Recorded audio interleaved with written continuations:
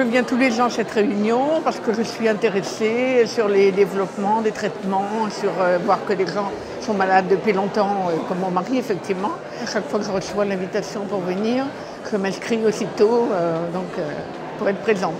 J'apprécie beaucoup, on apprend toujours plein de choses. En tout cas, j'aime beaucoup toutes ces manifestations et j'en rate pas une. Je ne vois pas l'hématologue de ma mère, je ne vois pas les médecins de ma mère, je n'entends que par elle et par le prisme donc, de la personne malade, qui n'est pas la même chose que là, on a l'information qui vient et des malades et des hématologues. Je suis bénévole à cette journée du myélome, c'est pour remonter le moral aux nouveaux malades et aux familles des nouveaux malades.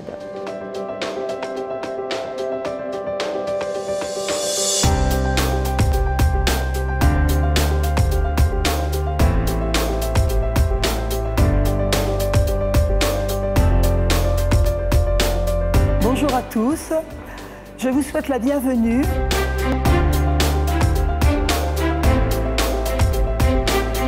J'étais très fatigué, j'avais des problèmes intestinaux, hein, on va résumer ça comme ça.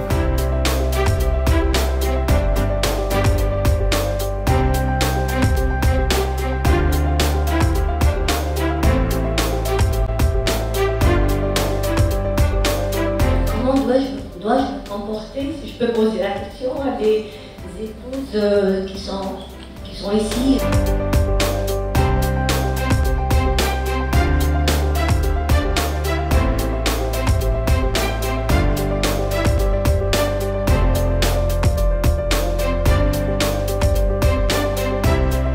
Je vous propose maintenant de passer donc 3 vidéos successivement.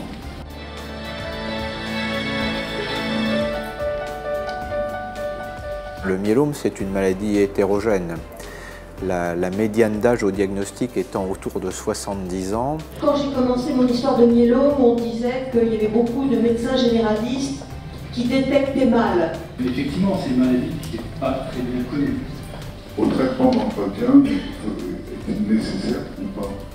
Dans cette étude, il y avait un volet épidémiologique.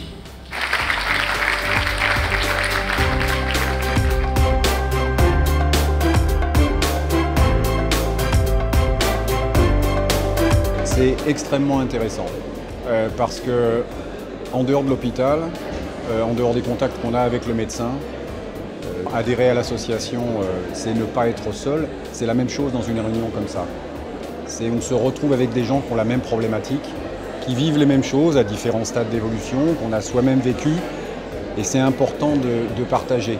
Tout de suite, dès 2 mois de maladie, j'ai pu assister à la première réunion.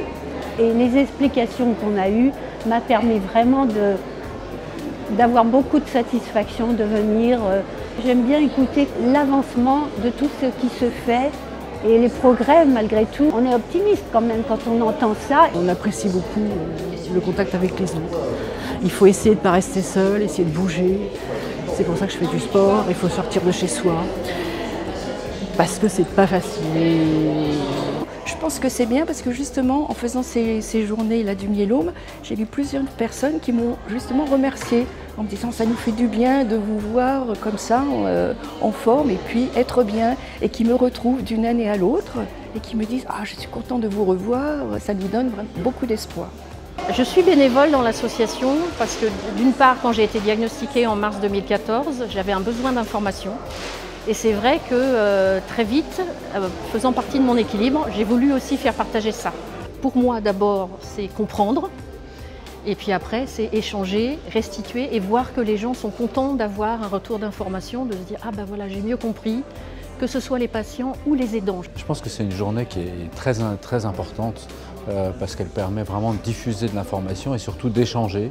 Et puis, il y a ces vidéos qui sont des vidéos qui sont finalement bien. Les informations sont en petits spots de vidéos et puis on privilégie l'échange et l'expérience et ça permet de partager. Et ça, c'est vraiment un gros avantage de ces réunions. Je crois que ça améliore beaucoup la relation ou la qualité finalement de la prise en charge.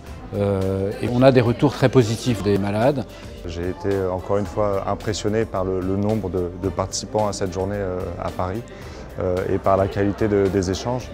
C'est toujours enrichissant d'avoir l'oreille attentive, d'entendre des plaintes qu'on n'entend pas toujours parce que les patients en consultation peuvent nous dire que tout va bien, mais en fait tout ne va pas bien. Et c'est ce que j'ai vu aujourd'hui, c'est que la fatigue, les douleurs résiduelles et l'anxiété de la maladie semblent vraiment être au premier plan, et il faut qu'on arrive à trouver les moyens d'y répondre de manière plus active. Dès le début de la prise en charge, on informe les malades sur la F3M, sur la présence de la F3M, sur finalement le développement qu'il y a eu depuis 10 ans de cette association. Alors on sait, les médecins sont dynamiques, mais les malades sont aussi dynamiques, et l'association aussi. Je pense que on peut en être fier.